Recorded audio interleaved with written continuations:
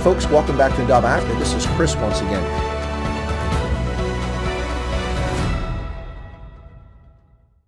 Welcome back to Chris White Africa here on the Indaba Africa channel, part of the Indaba Broadcasting Network. Today, my special featured guest is back once again. It's none other than USA Eagles head coach Gary Gold. Hey, Gary, hoe gaan dit? Very well, thank you, Chris. Good to be back. Yeah, thanks for having me. It's a pleasure. Thanks a lot. You're a very busy man, so let's get right to it. I know you got a busy day ahead of you and a big Major League Rugby weekend coming up here, so let's get right into it. All right, so I don't know if you can answer some of these questions. You and I have not had a chance to discuss this ahead of time, so if I blindside you, you can just you can definitely say, well, that's something that's under discussion right now. Okay, so we'll leave it at that. Okay, will there be a summer test series? There are rampant rumors that we are negotiating with England and the Springboks for tests this summer. Is there any truth to that, or can you address it? There will be a summer test series. It is in the diary. Everybody's working really hard at the moment to try and get something in place. It would probably be a bit irresponsible of me to say all those rumors are true, but nothing has been confirmed yet. Unfortunately, as we all know, Chris, at the moment, everything's a moving target with COVID, So a little bit of a curveball from our point of view has been the fact that the Lions tour has gone back to South Africa and they're going to play it there.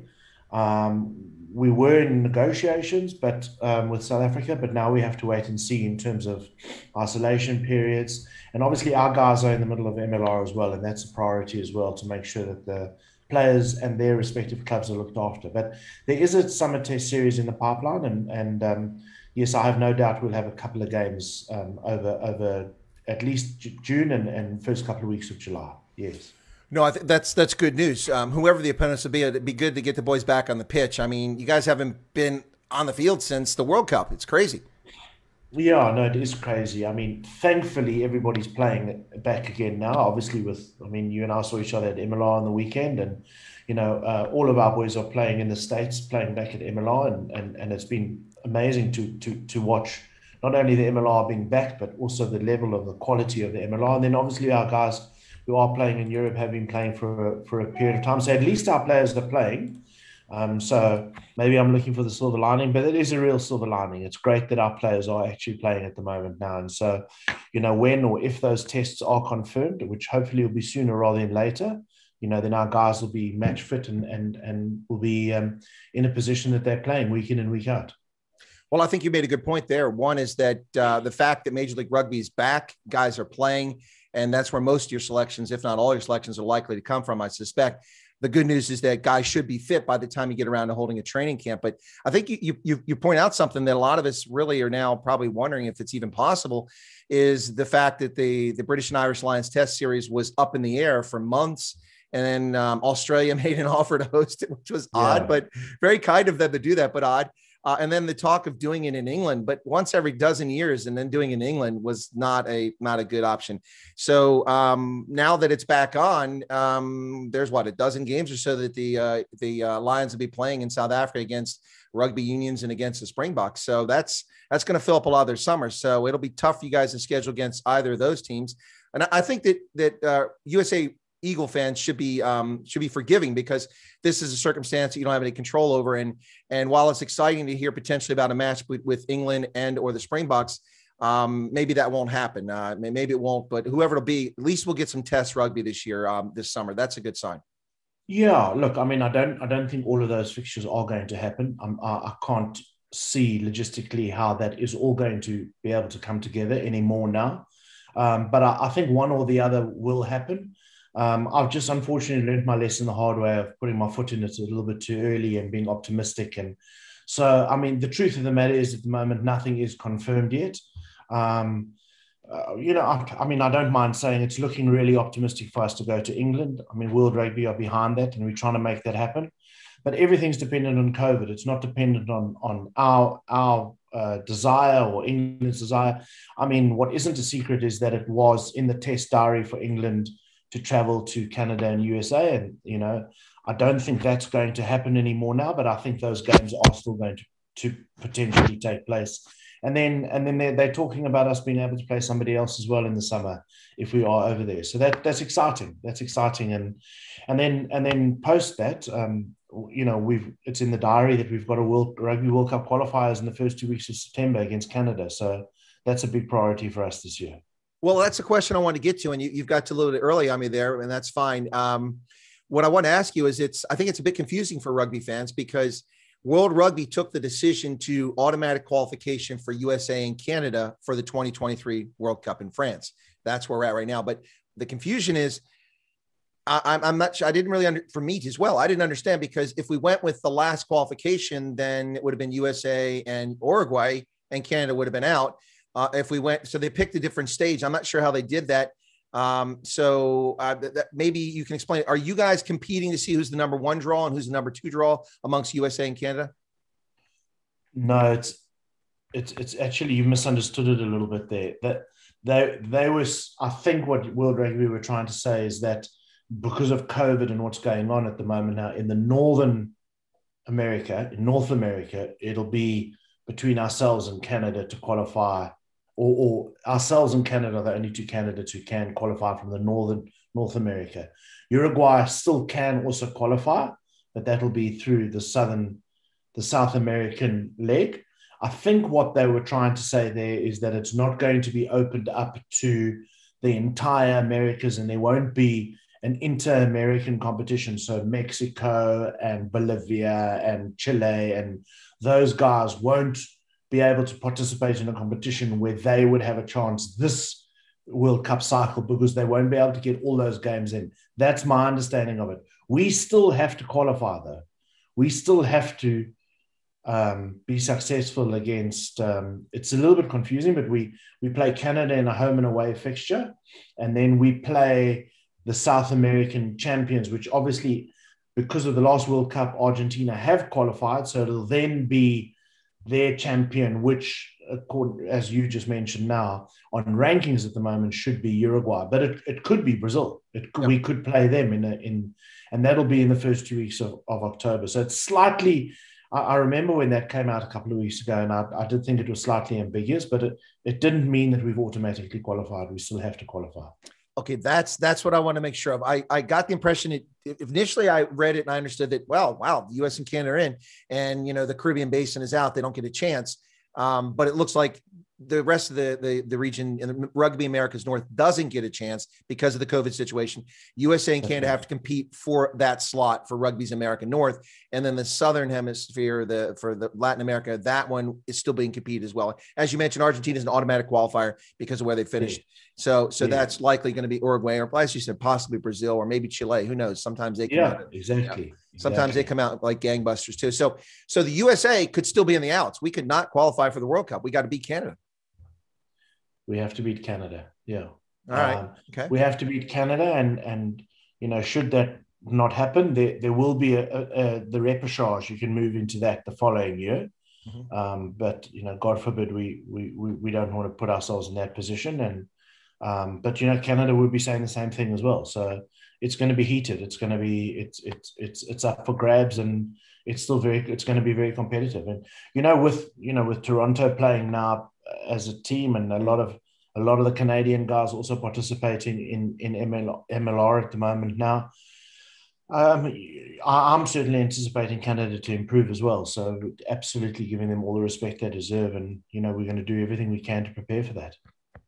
Well, no, I as a head coach, I appreciate that perspective as a broadcaster and as a fan sitting on the outside. Going into the World Cup, looking at the last one, we saw Canada barely got into it. They didn't get the qualification, and then they went to the repechage. They managed to win that in the south of France against some stiff competition from Kenya, and even Germany was there, and Hong Kong did rather well. But they did win it. They got there, but I don't know what's going on with Canada's rugby program, but they looked a bit out of sorts in that season. And in the World Cup, they didn't look like they brought it together. I actually predicted that Namibia would get its first ever World Cup win. The Velviches would win against Canada, but then of course Typhoon Hagibis kind of had other ideas, so that game was scrubbed. But so going in, but this is tough. I mean, we can't use 2019 as a barometer. Nothing's the same. I mean, you're going to have brand new selections. You're going to have guys that you haven't had out training together as a squad ever in many cases. And that raises the next question. So when do you anticipate making selections for the summer series? Well, I'll answer your question. I mean, we spending time in the States now and getting around and recalibrating, for use of a better word, our entire EPS squad, and then all the players of national interest. So everybody who's USA eligible that we're tracking, and now what we have done in the COVID period is it's given us a chance to literally spread out our net across the whole of the USA, try and find all the players who have been picked up by MLR clubs or who are eligible through playing a really good level of club rugby or whatever the case may be, and then obviously those guys who are plying their trade in Europe as well. And so we've put a lot of effort into actually trying to formalize that. Believe it or not, that in itself was a challenge in years gone by. So now we're on top of that with this group, and now we want to monitor those players and see how they're getting on. And so from that point of view, I mean, we're probably working with a group of, in behind the scenes, we've got a group of 60 odd players that we're tracking very closely. We're tracking a much larger group. We're tracking over 200 throughout the whole of MLR, but those 60 guys, which is approximately 4 or 5 deep per position. We're monitoring those guys closely. We're keeping strength and conditioning tabs and then medical tabs, and then finding out how they are, seeing what kind of support. It's a new world out there, Chris, in terms of coaching. The days gone by of, we'll assemble in 2 months' time. We'll spend 3 weeks together and, we'll be on top of it. Unfortunately, they're gone at the moment, so it's created a new challenge for us as coaches, and administrators. And so we're trying our best to get on top of that. And I'm feeling confident we are. And so I'm hoping that by mid-May to the beginning of June, we'll be pretty settled on our squad. Again, hoping that by then we'll have confirmation. Well, we should have confirmation by then in terms of where we're going. And so I'm hoping by the beginning of June, we'll have a very good handle on who our squad is going to be. And we're hoping we're going to be able to travel with about 28 or 30 players. Excellent. Well, listen, I've got lots more questions, but let me take one from the viewers. This is from Henk Kloppe, who's from South Africa. It says, what's the South Africa influences in USA major leagues as players and coaches? So what's the impact of South Africans here in Major League Rugby, I think is the question. It's reasonably strong. Again, more from a playing point of view, I would say at this moment in time, there's a good, strong South African contingent playing MLR rugby at the moment. The recruitment of those players has been interesting. Again, MLR is in an interesting situation. They don't have hundreds of millions of dollars to pay the very top players who are at the top of their game at the moment. So Peter Steph du Toit, for example, there's no club who is in the running at the moment to be able to pay the kind of money for him because of our salary caps and the way we, the MLR are trying to govern the game. So that's not necessarily happening. But what is interesting is that they've picked up some really good youngsters, guys who on the brink of playing provincial rugby have played a little bit of super rugby before. And because of the narrowing of the squads down in South Africa, because of COVID, et cetera, that's offered those guys opportunities. So the MLR clubs have done quite well in being able to pick up a couple of those guys. And not too much from a coaching point of view. There's not a huge amount of South African coaches in the MLR. At this moment in time, or certainly there are one or two, but they've been based in the States for very many years. A couple of the guys down in Atlanta and stuff have been in America for a while. But certainly from a playing point of view, there's some guys who are really having a big impact. JP du Plessis. I mean, the list goes on. There's a lot of young South African guys. Monoreal Hayes is having a good effect, and as I say, maybe names that are not very well known in the South African rugby landscape, or, unless it was a beast last year who came over, pretty much towards the twilight of his season, and he came over more for the experience than he did necessarily for the money. But the South African guys are doing themselves proud, and I think, my understanding is that the clubs enjoy them, and a handful of them are trying to qualify, but it's going to take a while before that comes through. Well, and we also get to see people that we hadn't seen a while, and that's like Joe Peterson for San Diego, playing brilliantly for San Diego.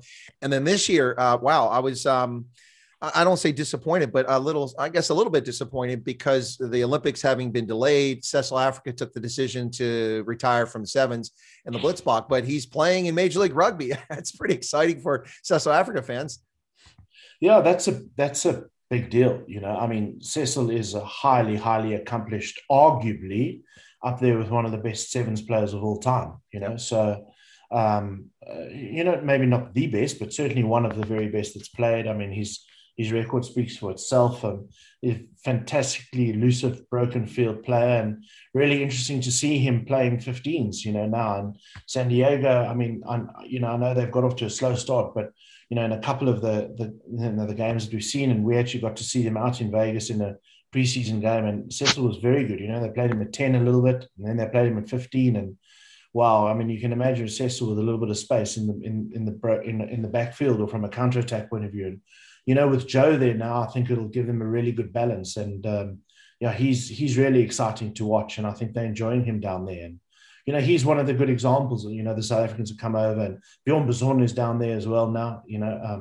Obviously in Springbok, again, Bjorn, highly renowned for his aerial skills and, a very, very good finisher. So some exciting guys, some exciting names out there, plying their trade at MLR.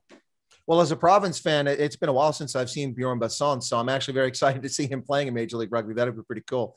But, it's interesting to watch some of the sevens players that really make the switch over to 15s and do it pretty well. Others struggle, but like Siabat Sanatlo is just lights out in sevens. He's good in 15s, but he doesn't have the same impact, I don't think, although he's quite good. But you see guys like Ruan Nell and Quagga Smith who transfer over, and they don't miss a beat. They're right into it. So I'm hoping that Cess will have the same impact out there in California. Yeah, look, I think, in their defense as well, it depends on the position that they played at sevens as well. I mean, if you're a seven specialist and you're a Cecil and you're out on the wing, space is something that you've got a lot of. And then when you've got the gas that he's got, you see how he can, and Ciabella as well. You can see how they can take advantage of that on the sevens field. It's a little bit less space on the 15s field, in that scenario as well. Just a little bit. Yeah, so it's difficult for them. Whereas with Quagga, he's a forward in sevens. He puts his head in the heated battle, and he does that in 15s as well. So it's different, obviously, but still, his role is slightly different. Whereas obviously in Sanatlo or in Cecil's case, you actually want to be seeing them finishing and scoring the tries, which is what they do a lot of in sevens. Well, we've also seen here in the U.S. with sevens players who've played on the 15s Eagles, Madison Hughes, Danny Barrett, Martin Isefo, Manu Noah. These guys have really made big impacts with 15s. I imagine that's probably potentially something we might see, especially with sevens schedules being so messed up this year. Maybe we'll see some of those guys traditionally on the sevens team may compete to try to get on the 15s this year. Yeah, I mean, got a very good relationship with Mike, and Mike, is a very open-minded guy. I mean, obviously at the moment now we're all rooting for the men's and women's sevens teams at the Olympics. And that is our priority at the moment now, with unfortunately the Women's 15s World Cup also being postponed. So priority now is just getting behind the sevens guys and hoping that they can medal at the Olympics. And that's where the focus is at the moment. But, post that, there's a couple of guys that, have spoken to both Mike and myself and have expressed an interest in maybe coming across to 15s. And, that could be very interesting. A couple of those guys last year were very, very impressive. As you say, Martia Sefa, Madison, Ben Pinkelman was outstanding in my opinion, and I think can make the crossover really, really well. But he's some sevens player as well, and at the moment our priority is for him to support the sevens program. Ben, you're a good point. Ben Pinkelman's come a long way. I remember a couple of years ago, I think it was one of his early seasons. I was in Vegas for the tournament, checking into my hotel. The little automated drop key box thing didn't work, so I had to stand in the queue. So some lady was standing behind me, and she's chatting with me. Are you here for the rugby? I'm like, yeah, I come for the sevens. It's the only reason I come to Vegas. I don't gamble, just come for the sevens. She goes, well, my son plays. I said, oh, really? Where does he play? Oh, he plays for the U.S. team. I'm like, oh, really? What's his name? Ben Pinkelman? Yeah, that's my son, Ben Pinkelman. That's one of the things I love about rugby. It's like a small town event, even at the major things. You go around the World Cup. I run into people and I meet. Like I was on a train to go up to a game. I think was it Uruguay was playing or Samoa, but I was going to a game in Japan, and I'm on the train. I went to go to the loo, and I come back. I'm like, Sir Bill Beaumont. how you doing? Yeah. It's right there on the train. You don't really get that in other major league sports. And hopefully that innocence and that openness will always remain with rugby. I hope that will be the case. I hope so. Yeah. And I mean, again, as you say, the camaraderie and the spirit, no matter where you are in the world, you bump into, as you say, if you bump into a legend like Bill Beaumont, more often than not, they've always got the time of day to speak to people and chat rugby, so it's our common language. Yeah, no, he was absolutely brilliant. It was a great conversation. I really enjoyed it. Last thing I expected, the train was pretty empty, so I was a bit surprised. But going forward now, I guess you've kind of opened this door up a little bit. So, and I don't know you were speaking for USA Rugby, but let me ask this question from a USA Rugby perspective. We did have the Women's World Cup that was scheduled for this fall in New Zealand, and I was ready to go to it. And fortunately, they didn't sell tickets yet, so I don't have to worry about getting my money back. But that's now been postponed, unfortunately, because of COVID. So that was obviously a focus for USA Rugby, as was the Olympics, as you mentioned, which was postponed from last year. So what USA Rugby probably anticipated at the beginning of 2020 being a focus in 2021 isn't the focus anymore. We probably expected in 2021 to be worried about the men's test series and then the Women's World Cup, but the Women's World Cup's postponed. So now is the focus really on the Olympics, as you say? Is that job one, I imagine, for USA Rugby? And then maybe job two is what's going on with the men and women's teams as far as test series? And then will the Americas Rugby Championship still be taking place this fall? No, is the easy answer to that. Oh, okay. Rugby Championship has very unfortunately fallen away now. The reasons for that are probably, worth a podcast just on its own. Again, it's a bit above my pay grade at the moment to discuss that. It just does seem very, very sad and disappointing that it has fallen by the wayside, but it has, unfortunately. And again, probably best off speaking to one of the authorities on that. A guy like Dan Payne or maybe even Ross Young, they can speak to that a little bit better. But unfortunately, the ARC, as we knew it before and what we thought was growing into a pretty good competition is now no more. Again, this year being replaced, as we mentioned earlier, by Rugby World Cup qualifying games, which is the 2 against Canada and then the 2 against the South American champions, or not, if that's the case. And then we have to revise what's going on with COVID and what happens in the summer will pretty much determine what happens in November as well. Again, there are plans afoot at the moment for us to do something, but again, I think everybody is just taking one step at a time. So the plans pretty much are the women are, I think well, they're down the road in Glendale. They're in camp at the moment now.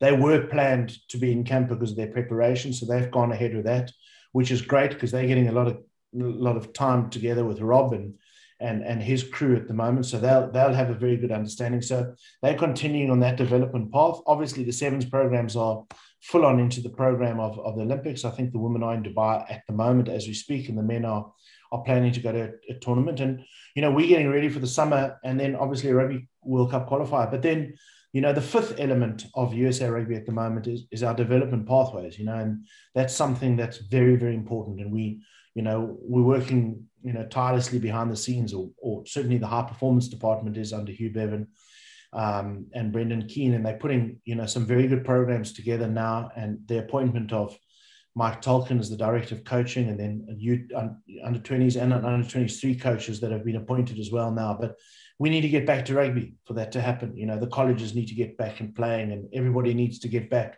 Clubs need to get back and playing, and then we need to put a lot of emphasis into the development of our younger players. So, there's a lot of focus points, and I think, as I mentioned the word recalibrate earlier, I think off the field people have done an absolutely tremendous job. I mean, it's really been a thankless task, not only because of COVID, but because of the bankruptcy as well. Mm-hmm. And so restarting the company again has been a big challenge, and people have worked very, very hard in the office to get that done on and off the field. But, that's where our focus points are. But everybody's now waiting for the next step in terms of when we can get back to rugby and when rugby can be back and up and running in its entirety around the whole country, really. So right from our grassroots level, when all the high schools get back again, obviously, how does that lead on to colleges, the college game, and then how does that lead on to the club game as well?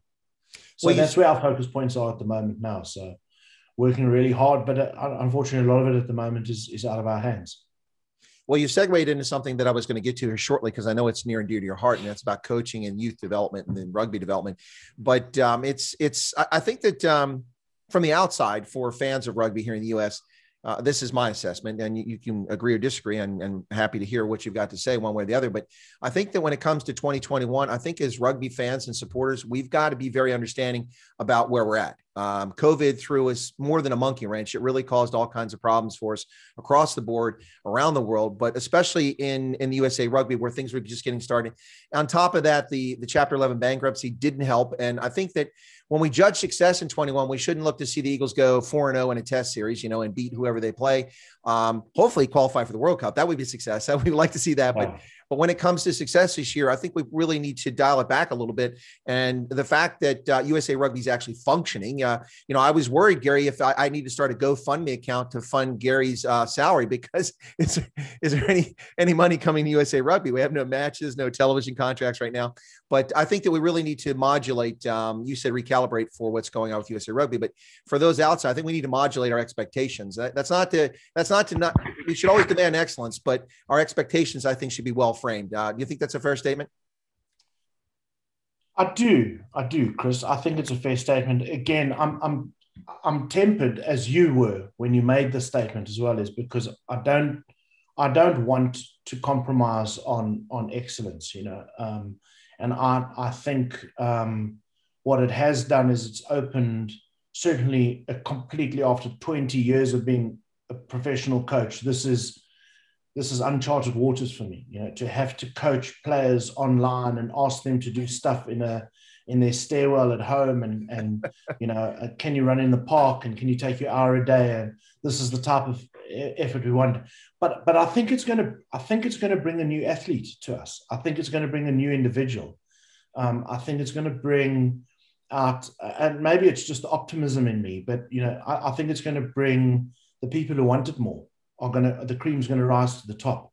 But you are right. I mean, we haven't played together as a team for nearly 2 years. And when we get together, because of logistics and where we are with the MLR at the moment, we're not going to have time to have a 2-3 week camp. Yeah. We don't have that because the MLR are playing, and we have to respect them. And we've got a very good relationship with the MLR, and we want to keep that going, So we can't yank players out of the MLR teams to just go on a preseason camp. We don't have that luxury. So and we're shooting for the stars by trying to play teams like South Africa and England and top teams. So we're asking a lot. We're asking a huge amount. But why not dive into the deep end? And you say, I mean, the expectations are going to be high, and they're going to we're putting some very, very tough challenges ahead. I mean, everybody's seen what's going on in England with the Six Nations. They are going to be absolutely steaming in the summer. There's no doubt about that. Eddie's a fantastic coach, and he's going to get them back. And what better way for them to get their confidence by playing, USA and Canada again, and trying new things. So we know what a good team they're going to be. Unfortunately, because, if rumors were to be believed, with the recent Six Nations not necessarily going their way, you would imagine less England players may make the British an Irish team now. So that's probably going to be a stronger England team we're going to be playing up against. So, but yeah, it's going to be very tough for us. But, we want to get better. We don't want to get to the next World Cup and say, well, we haven't played this level of competition for 4 years, and cut out these excuses, and but it's going to be hard. It's going to require a lot of patience, and it'll be a couple of tough years. But hopefully, the idea is that we've got a nice, strong, young group, and we'll go out and we'll give 100% of ourselves for 100% of the time. I've got no doubt about that. Hopefully, fire a couple of shots, and then reassess it at the end of summer and go into the Rugby World Cup qualifiers. And if by Christmas this year we've qualified for the Rugby World Cup, I would deem this to be a very successful year. And even if that is off the back of a couple of hidings from better rugby teams than us at this moment in time, but we would have learned a lot from it. I mean, I know for a fact we learned a huge amount from the Rugby World Cup, but unfortunately we haven't been able to do anything about those lessons yet. So, I know it sounds a little bit like coaches talk, but I don't mean it to be that or cliched. I mean, we've got to put ourselves in a dark hole for us to get better, and And that's what our plan is at the moment. But that's why at the beginning of the call I spoke about how optimistic and excited I am about the fact that our guys are back and playing. So I mean, not enough has been said or compliments have been given to George Killebrew and Nish and his team at MLR just for getting the game back onto the field. For you and I to bump into each other last weekend and watch a game of rugby with, even if there were only 1,000 people in the stadium, it was still wonderful. It was an amazing event. I thought it was a really good game of rugby. So and there's some very good games of rugby that have been played at the moment now. So well, that's what I was going to. I'm sorry. That's what I was going to get to. I was going to say that, we ran into each other there at the Old Glory DC versus the Rugby Atlanta Rattlers there in Leesburg, Virginia, which was interesting. And now for those who weren't there and didn't catch it on the Rugby Network or catch it on television, it was sold out. Now, you wouldn't know that by looking at the stands, but it was sold out because of COVID restrictions. They're limited, but they were limited to 750 seating that day. So they were sold out. I mean, it's kind of weird to say, hey, welcome to a sold out venue when the stands look 3/4 empty, but it was a heck of a game, man. What are your thoughts about that game? I thought that very spirited, pretty well played, given that guys are just getting back into it. Yeah, I mean, and, we know full well as well that the coaches are all pretty frustrated that they haven't had their team for as long as they wanted them. But I thought they were two very well coached teams. Obviously, Atlanta had a fantastic win the week before against Toronto, and Old Glory had played very, very well down in NOLA. And, unfortunately, by their own admission, went to sleep a little bit and ended up drawing that game. But great start for them to have a draw and a win in the first two games. And, so it was two teams who, were playing good rugby. And I think that was shown. I mean, speaking to the Old Glory guys afterwards, they said, they were in a very, very physical battle. And, and I was impressed with both teams. I thought they were very well constructed. Both teams knew what they were trying to do. But as you say, it's early days still. And, a couple of the teams still don't have all their players back yet. Some of them were injured. Some of them are still returning because of COVID protocols. So, I mean, it's early days at the moment, but I thought the standard of rugby and the excitement level was very, very good on the weekend, and some very, very, very good skills on display on the weekend. Some very good attacking rugby, good questions with ball in hand, and met very convincingly with some very good defense as well. And strategically as well, I thought both teams played strategically quite well as well. So set piece was good to see. I thought the set piece went very well. So all in all, at this moment in time, just excited to see the guys playing rugby, but really, really, really, really fulfilling to see the fact that, the rugby RP has been very good in terms of what's being coached into the players at the moment and what the players are trying to do. So I thought it was at this stage of the season, it was a game of quite high skill at the moment. And I know it's only going to get better. Well, and I was going to say, and then you and I had the good fortune of going to what appeared to be the best game of the weekend. If you look at the scores of the other games, apparently we got the best competition that day. It certainly was, and I mean, having an end score like that, I mean, Atlanta would feel, devastated that they didn't convert better and give themselves more of a chance. And, and Old Glory would be delighted the fact that they came away with a win. So, as you say, it was a good, hard-fought match and some very good displays out there. Yeah, and Rugby Atlanta scored in the 78th minute. They get a try, they convert it, they get the ball back, they come all the way down the field, and of course they had a turnover. But I mean, they had the ball, inside the 22 and had a chance to notch it up. And so you can't ask for much more. I mean, from a fan, that was very exciting. No, and and as one of the members of the ATL team said to me afterwards, we've got to learn to win those games, and Bob, the only way you're going to learn to win those games is be in those positions.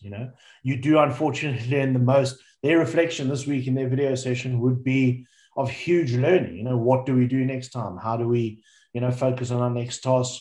Should we have potentially called another player that calls for calmer heads? But they'll find themselves in that position again, and absolutely no doubt they would have learned from the lessons. Well, you said a few minutes ago, it may sound like coaches talk when you're talking about competition and, potential hiding and such. I don't see it that way at all, Gary. I think you're just being realistic about what's out there. And it is important to play a team it's above your level or perceived to be above your level, because you have to challenge your players, and that's something they've got to do. But I think there's a real disadvantage for a lot of rugby unions around the world because the Six Nations has gone on. It's had its competition this year. So those countries have a huge advantage. Now, a lot of players from around the world are playing there. There's South Africans that play there. They play in the Premiership and all these places. But those leagues up in the Northern Hemisphere in Europe have been playing. And Japan has had rugby too. So some countries have an advantage because their players have been playing, they're fit, and they've got more competition under the belt. It's going to be a real challenge for us in Canada and for a lot of other folks to compete, and do very well, especially this year. But hopefully by 2023, we'll see the level of experience level out, for lack of a better term. No, it's a very good point you make, Chris. I mean, it is a concern. I mean, there always, let's just call a spade a spade, there always was a slight divide between tier 1 and tier 2. We knew that. We knew why. And I felt that if you took the Japans of the world, et cetera, let's take ourselves out of the equation. But if you take a handful of the supposedly tier 2 teams, I think the gap was closing. It certainly wasn't closed yet, but Japan asking questions the way they did and getting to a quarterfinal, which hadn't happened very often from a tier 2 nation, and us having the year that we had in 2018 and asking those questions, and Uruguay having a fantastic year, and when they had a couple of big upsets and obviously got a win in the Rugby World Cup as well. So I am a little bit worried that, and it's not anybody's fault. I need to stress that it's unfortunately what the pandemic has done is that everybody's been under pressure. Obviously, we've been severely hit because of ultimately we've paid the ultimate price in going into bankruptcy. But Australia were in a financial crisis. New Zealand were in a financial crisis. South Africa were in a financial crisis. As everybody, it's well written and reported how much trouble England are in financially as well. So all that happens is that the mother body in World Rugby, their priority has to go to starting to look after those teams now, where those teams potentially, or countries, were a little bit more self-sufficient than we were. So unfortunately, I am a little bit worried, and as you've already alluded, Canada and ourselves haven't played or assembled literally since the Rugby World Cup. So I'm a little bit nervous that what may actually be the circumstances of COVID and what's happened in the last 18 months is that the divide might grow a little bit bigger again. But again, that we're aware of that. Again, it's slightly out of our hands in terms of how that has happened. But what is in our hands is the ability to develop and for our guys to get back to play. And so that's why the focus is, why I spoke so much about the development part of rugby and getting our youngsters playing as quickly as possible. And then obviously delighted that the MLR is back and up and running at the moment as well. Well, let's get to the development piece because you mentioned that. So we do have here, and for youth, we do have things like play rugby, girls rugby, but they're focused on very specific demographics. Of course, rugby's for everybody. With USA Rugby's financial troubles it's had in the recent past, who's stepping into the gap, or is USA Rugby still engaged? I've talked to Nate Osborne. He talked about youth programs that NOLA are doing. So I get the impression from having talked to some people in Major League Rugby that a lot of these franchise Major League Rugby are making an effort to fill some of that space to develop local kids and bring the game up. Is that accurate? And is there somebody filling the gap, or is there even a gap? No, there's no question of a doubt that there's a gap. But, again, part of the MLR's initiative is the fact that the clubs are also going to be running their own academies for their own benefit as well. Moving forward, it pays for them to be running an academy because you don't necessarily, the model will tell you, not only in rugby, but in any professional sport. San Antonio Spurs from a handful of years ago when they were NBA champions, again, didn't have a top 10 draft pick for the entire time that they were NBA champions because they had such a good development program. That is a well-known fact in the science of how to be able to create a good model. What happened in Japan as well is a very good example, is that you create from within. So the clubs are not going to be able to have an open checkbook for the next 10 years and be buying all the best players around. They're going to have a very strong level of developing within. And so that's the reason why a lot of the MLR clubs have taken that initiative. That coupled with the fact that USA Rugby have also taken a very strong initiative. I mean, in the months of May and June, there's 7 talent ID camps that are going to be taking place across the entire America. And that's going to be run by our high performance department and all 4 of our high performance coaches. And we're going to be going around. I'm not actually running it, but I'm hopefully going to be attending a couple of them. And, in conjunction with the local clubs, the local MLR clubs and club ambassadors, what's going to happen is in that region, a whole lot of kids are going to be invited. They're going to be captured. We're going to test them. We're going to run, they're going to be running talent ID days with them. And then that's going to amalgamate from the 7 is going to amalgamate into a national one over a longer period of time, which hopefully financially willing will be potentially even as long as a 10-week period. So there's a lot of initiatives in place, but it's certainly being helped by the clubs as well, who are also showing their initiative to run their own youth programs and academies as well. So that's the idea. Look, Chris, the bottom line is, we're never going to please everybody all of the time. It is an absolutely massive country. This is not a country where you hop on a plane and 2 hours you've gone from one end of the country to the other like you can in most of the other rugby playing countries. Unfortunately, geographically, we're absolutely massive. And, and let's call it what it is. Maybe necessarily USA haven't done things correctly in the past, but the intent and the ambition now is to try and do things correctly.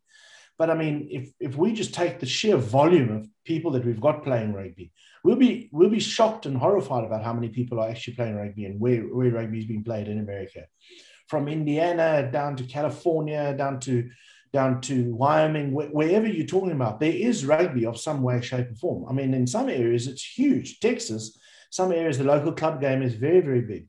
But we do need to start somewhere, and what better way to start than using the infrastructure of the MLR at the moment? And they need it, we need it, so they want to build it up. And if we work in conjunction with them and we run those talent ID days with them and then get our academy coaches out there, then hopefully we can form quite a powerful program in the years to come. And a pathway for these kids to be able to go to. We want a pathway where, when I say local, it may have to mean that the kid has to travel from one state to the other, but hopefully maybe only Wyoming to Utah, for example, and not have to go all the way across to the East Coast, for example, to get a game of rugby. Well, you touched on a few really good points there. It's a big secret for people outside the U.S., and I don't know if you probably knew because you're a rugby man from way back, but a lot of people abroad really have no idea or appreciation of the fact that local club rugby has been huge in this country for decades, and it's been very healthy at that level. And also at the collegiate level, it's done well in last couple of decades. In fact, the Collegiate Rugby Championship was held annually right here in Chester, Philadelphia, at Talent Energy Stadium for the past several years. But I guess Penn Mutual is not the backer anymore. So now it's going to be in New Orleans this year, and they are going to do it because last year was canceled. But so that's been there for a long time. But I think what you're getting at is that growing up as a kid, you have to have a path. If I play baseball, I can play Little League baseball. I can play American Legion baseball. I can play in high school. I can get a scholarship to go to university if I'm talented enough and get my education paid for, go to school, and I can sign a contract with minor league base, and I can make a career of it if I have the talent, the opportunities there. And the same across so many other sports. That hasn't been the case with rugby until very recently. We're just getting to that stage now. The abortive pro rugby one season thing was not a path. And now we have Major League Rugby, which is looking promising. So I think what you're getting at is that you have to have a pipeline where kids can see some advantage for being involved in this rather than just having fun, something good to do for camaraderie, and actually a chance to make a career of it. And that's kind of where we're getting to now. Yes. Yes. Yeah. And again, I wasn't in the country over the pro rugby year, so it's not right for me to talk about that because I don't know enough about it. Yeah. I'm not knowledgeable about it, but all I can say is that the here and now is that we're into our 4th season, the 3rd season only obviously being damaged by a world pandemic, but we're into our 4th season. There are 13 clubs, 12, 13, 14 clubs, however you want to look at it. One is being suspended by their own choice at the moment, but they're back next year. There's a handful of applications for a couple more clubs. We very well maybe get to a situation in a handful of years' time where, and I'm thumb sucking, I don't work with the MLR, so please, Chris, I don't want to be, I'm giving a scenario here on your show, but it could be a scenario where we've got 20 clubs across the country in the Western Conference and the Eastern Conference, which we've already got at the moment. It's manageable, it's affordable, they're all running academies. And when you start looking at 20, and you start spreading them geographically from LA to San Diego to Boston to New York to Texas to Utah to where they should potentially Chicago, hopefully Dallas, those strategic areas, obviously New Orleans, Chicago, whatever, Washington, then there's enough of a geography and they've all got an academy, then they hopefully will be some form of a proper pipeline.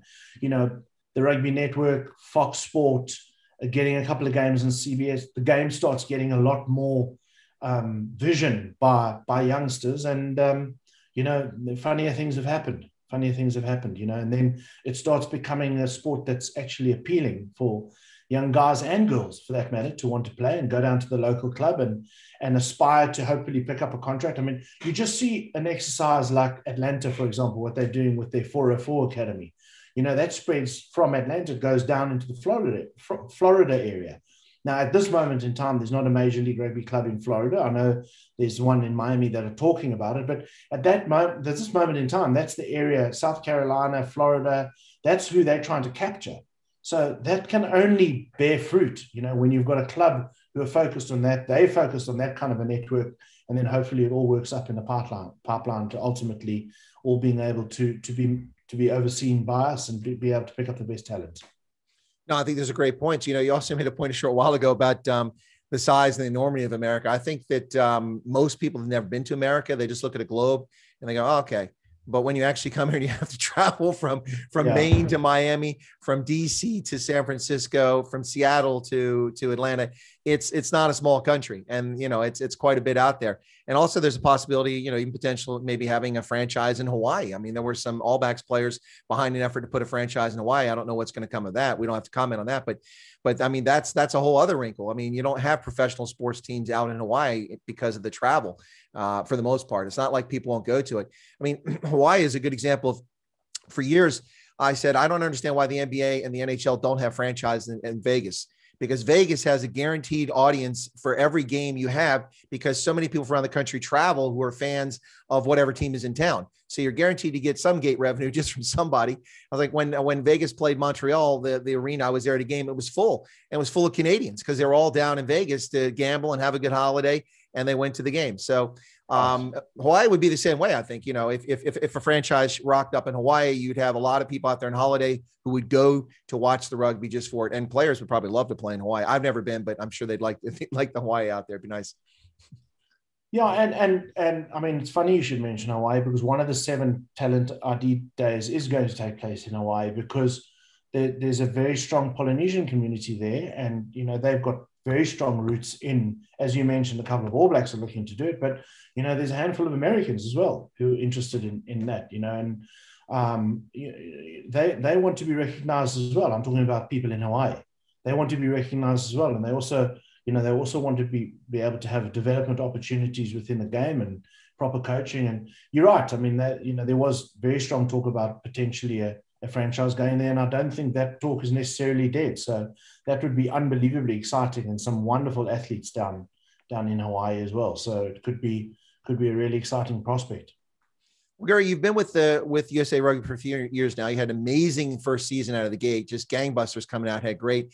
We had a challenging 2019, but did get to the Rugby World Cup, and 2020 was just stolen from us. Now we're in 2021. You've been quoted as saying, and I think that you're not the only person that's ever said this, but and if I've got the quote wrong, let me know. I'm tired of hearing about the sleeping giant, referring to the USA as just a sleeping giant in rugby waiting to wake up. If that's an accurate quote, which I think it is, I agree with it. And I think we should stop talking about America as a sleeping giant when it comes to rugby, and just talk about what we are doing, what we will accomplish, and what the realistic outcomes are, which could be endless. Exactly. I mean, it's just repeating all of what we've just said now. I mean, instead of talking about it, let's just get on and do something about it. And again, that's why, I mean, I am obviously the national coach, but I feel very strongly about the development program, now. The other thing is as well, Chris, I don't know whether I'm wrong in saying this, or whether I'm naive, but, the fact of the matter is, I'm going to leave this position one day, because that's unfortunately how it works in professional rugby. And I'd very much like to leave the team in a better place than, when I took it over. And what I mean by that is if I can have a hand in helping and the step up for the next coach who's going to come in, which, hopefully it's not too soon, but, when that does happen, I want to do it in a selfless way. I want to see American rugby grow. And one of the things that, we do want to do is we want to put a decent pathways into place, because, people think about, you put a 4-year plan and they think, oh, it's such a long time. It's not a long time. 4 years is not a long time. For a guy to go from 18 to 22 years old, the amount of development that he can do in that short period of time is tremendous. But we have to support it. And I'm very happy to say that, while we're still in our infancy post-bankruptcy and post-COVID, that is a very big focus point of USA Rugby's at the moment, and while we may not necessarily achieve these great heights at the national level yet for a couple of years, if this pipeline is coming through and we're developing these young kids and these special athletes, then, we can stop talking about this sleeping giant and we can start producing something on the field, and you just go something left field, like in Glendale at the moment, they're running this crossover camp and they're taking athletes from other sports. And, there's a lot of work that's still to be done, but, they are wonderful athletes and you can just see them absolutely loving rugby. Now, I'm not necessarily interested in the politics behind it. And where they are and what they're doing, et cetera, doesn't really bother me in terms of the politics. All I'm interested in is I see young guys, a group of 30, nearly 40 guys who are being introduced to rugby who are absolutely loving it. And they're just like a sponge for learning. So when you see an exercise like that and you see guys coming from who've never picked up a rugby ball before, but were maybe, this close away from being drafted to an NFL, that's the kind of level of athlete that they are, then, that's quite exciting. That's quite exciting. However, they're not going to develop in 6 months. It's not going to be 6 months. But 2 to 3 years, you could have some really, really special individuals. Well, I was going to ask you a few other things, but we're coming up on time here. I don't want to keep you because you've got a busy day. So a couple last questions, but a statement on my part before we go is, we see because of circumstances or because of migration, lots of South African players rocking up in other shores and playing for other national sides. CJ Standard just announced his retirement from Ireland. What a standout player he was there from South Africa. Of course, DTW Vandermeer seems to be ageless in Canada. He's still playing and now playing in Major League Rugby as well. But we also sometimes profit from people moving elsewhere. And one of those things I think we profited for USA Eagles is the reality that a young man's family moved to Nebraska. And Hunko Hemeshuis is now a USA Eagle. And he's an interesting young talent, and I'm looking forward to seeing him making the squad. I hope he does. You don't have to address that in any way. I'm not put you on the spot there, but he's a good young man. I think he's got a lot of talent, so hopefully he'll be there. But let me get to the last two questions here, Gary, before we'll finish up here. One thing that's very close and near and dear to your heart is mentoring coaches and developing coaches. Is that something that you're really hoping to leave a mark on here before your tenure, whenever it does in the future and in USA Rugby, is either put something in place or improve something that's already in place to develop coaching or maybe coaches academy or something like that here in the US? Very much like to. I'd very much like to. I think the starting point for us is to do the pipeline with the players. And then once we have these talent identification days, and that, for example, when I gave you the example earlier on about the clubs supporting that the clubs will have young guys coming through. So an example that's often used is like Ollie Khalifi is playing rugby at Utah at the moment. He's in and out of the Utah squad, but Ollie is very instrumental in helping be one of the ambassadors in terms of encouraging the game in the Utah area and attracting youngsters to come and play the game. Now, Ollie is a perfect candidate that we could put some time and energy into working with Ollie to see him go from player to coach as well. Now, obviously, he's got tremendous knowledge about the scrum, and that's where his area of expertise is. So it would be amazing to see a guy like Ollie develop, and Nate Augsburger in San Diego and X in New York, and whoever the case may be, is because lots of these players have got aspirations to wanting to go on to coach. So once we get this group of players together, then you can start to also work on the development of the coaches as well. And so the short answer to your question is absolutely. I mean, it's so critical that, Chris, because we also do have the slight danger of being able to have this wonderful plan to have this big net of all these players, but ultimately, if we're not going to increase the level of coaching and the coach education, then we're all just going to stagnate at all. We're going to have hundreds of thousands of players playing, but no one's really going to be getting the coaching expertise to be getting better and better. So that is 100% a very big focal point of us being able to, but we have to unfortunately walk before we crawl before we walk. I beg your pardon. And so we just starting to learn to crawl at the moment now, and that's just to get the word out there and spread the word. But from a coach education point of view as well, there's a lot of work being done at the moment to be able to raise the level of the education of the coaching that's happening at the moment as well. Well, that's awesome to hear. And I know that's near and dear to your heart. And that's one of the reasons why you were brought into town, is to help improve that situation. So hopefully we'll make progress there. So it's good to hear that. And let me wrap up with this question for you, Gary. So we're in Major League Rugby. You and I ran into each other at the Old Glory game last week. You'll be at another game this weekend, I imagine. So you may not have a training academy available to you right now because players, but I guess in some respects, vicariously, you've got kind of a fitness and training program going on, because a lot of your selections are on the pitch right now for Major League Rugby. So are you traveling around to games to evaluate players potentially for selections, or are you just supporting the league? It seems like USA Rugby and Major League Rugby are trying to work very closely together. Am I off on that? No, not at all.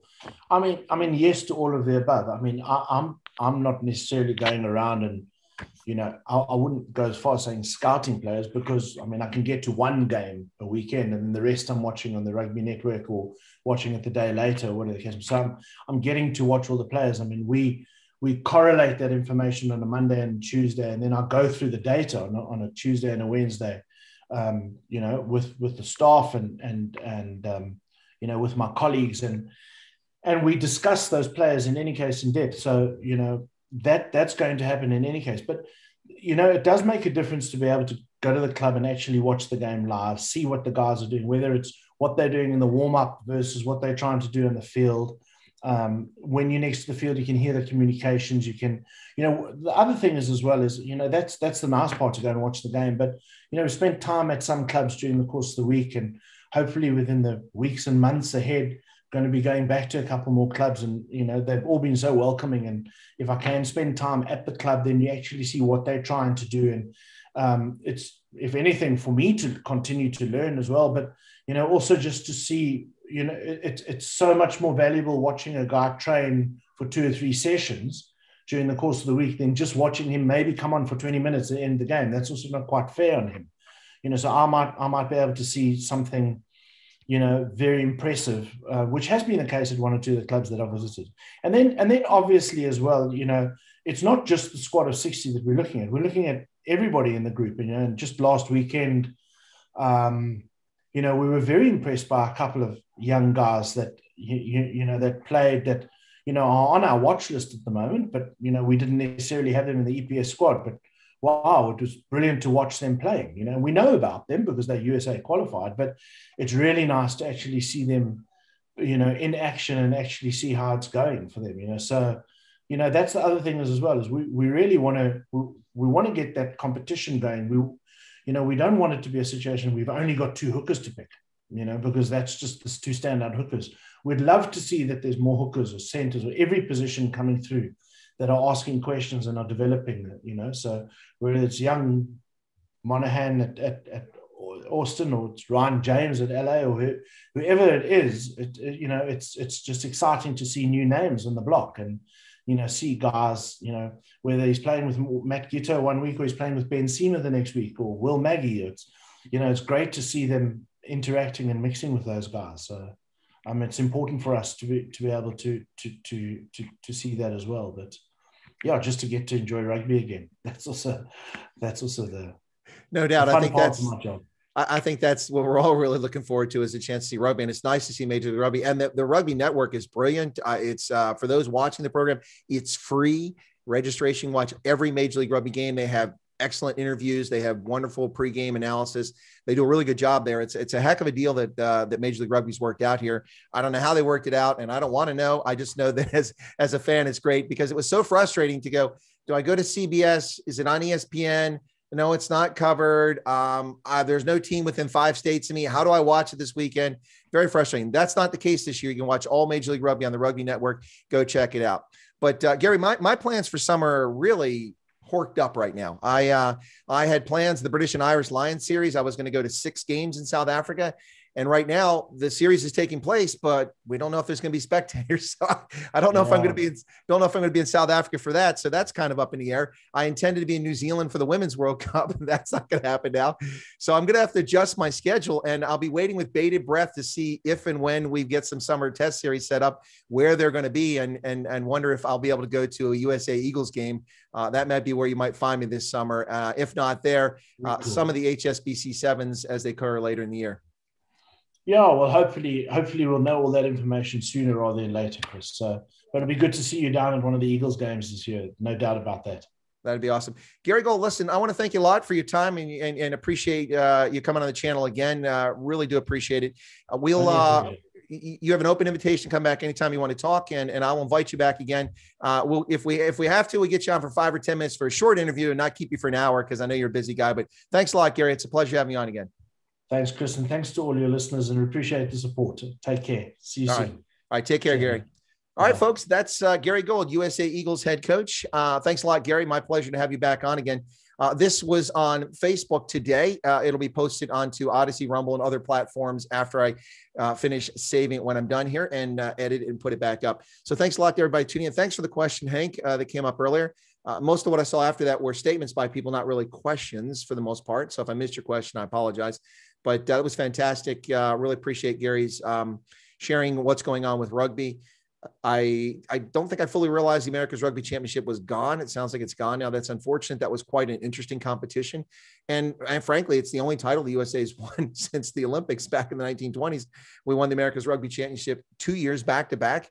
We tied with the Argentina 15s 1 year, but won it based on points. And then we won it outright the next year. So pretty unfortunate if that's gone forever, because it was a pretty interesting competition.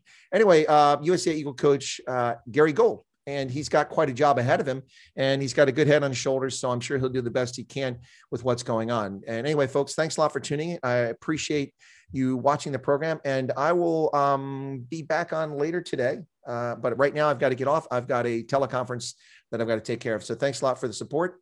It is Easter, by the way, in case it is Thursday. If anybody doesn't tune into my programs this weekend, have a pleasant Easter. I will be out of the network on Saturday and probably most of Sunday as well, because I'll be traveling. I'll be covering the DC Old Glory game on Saturday. And before that, I'll be at a Hershey Bears game. So I've got hockey and rugby to cover on Saturday. Be a long day. I'll probably get back around 10 o'clock at night. And then Sunday, I head off to New Jersey for an NHL game, which I'll be covering. So thank you all very much. I appreciate it, and have a lovely day.